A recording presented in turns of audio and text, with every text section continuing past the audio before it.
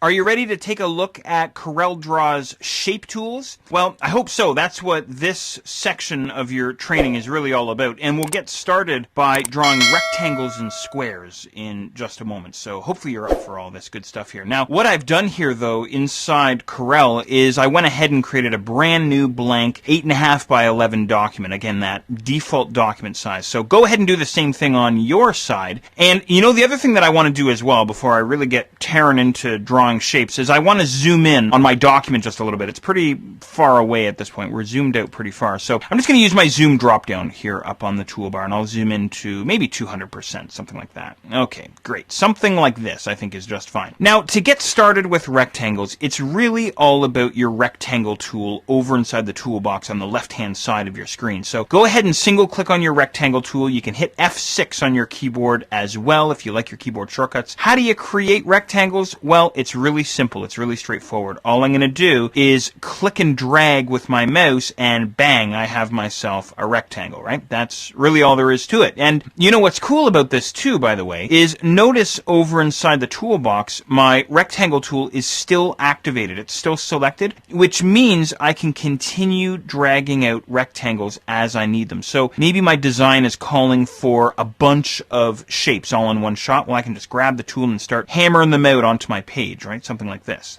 So creating rectangles is nice and easy stuff. Now, what about creating perfect squares? Well, that's a little bit different. You'll notice as I'm dragging with my mouse here that it's pretty tough to get a perfect square, right? Well, give this a try. What I'm going to do is I'm going to hold down the Control key on my keyboard, and then I'm going to click and drag with my rectangle tool. And notice that the width and the height of my object are in proportion to one another. In other words, by holding down the Control key on my keyboard, I'm constraining my object's proportions, right? So maybe I want to square something like that, and then maybe another square a little bit smaller over to his right, this kind of thing. I'm still holding down Control, right? So there you go. If you want to create regular old rectangles, just click and drag them. If you want to create perfect squares, hold down the Control key. That's all there is to it. Okay, now lots more to show you here. I hope you're enjoying this, but your screen may be getting cluttered with squares and rectangles as mine is. So give this a try. I'm going to hit Control A, which is a keyboard shortcut to select all of the objects inside your document. And then what I'd like you to do is just hit your Delete key on your keyboard, and that will toast all of the shapes, all of the objects inside your document. Kind of a neat shortcut to keep in mind.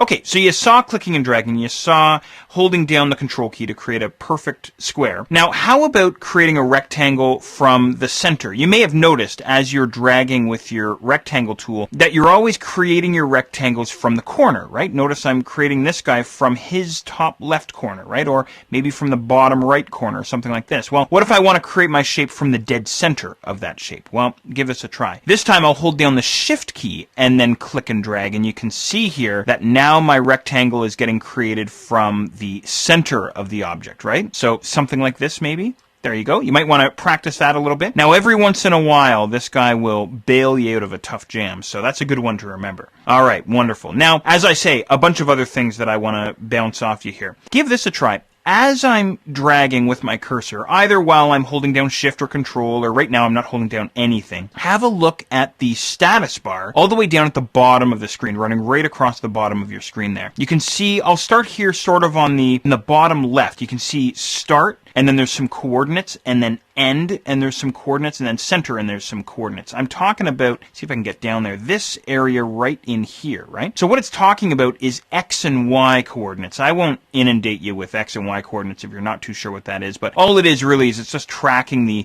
starting point of my object and the ending point of my object. And then over towards the right there, you can see the width and the height. Mine is just shy of 2.5 inches in width by just a little bit above 2 inches in height. Hopefully you can see that. That was right in this area here. I'll do that one more time there for you. You can see as soon as I let go of my mouse, all that information disappears, right? And there's some other information in there as well. You can see double click the tool, creates a page frame. I'll talk about that in a second. Control drag constrains to a square. Shift drag draws from the center, this area right down here. So that's the idea behind the status bars. He's going to help you out as you go along, right? So anyway, there you go. That's kind of the basics, anyway, of creating rectangles and squares. Now, there's a few extra little bits that I want to show you here related to creating squares and rectangles inside Corel, and we'll take a look at that next.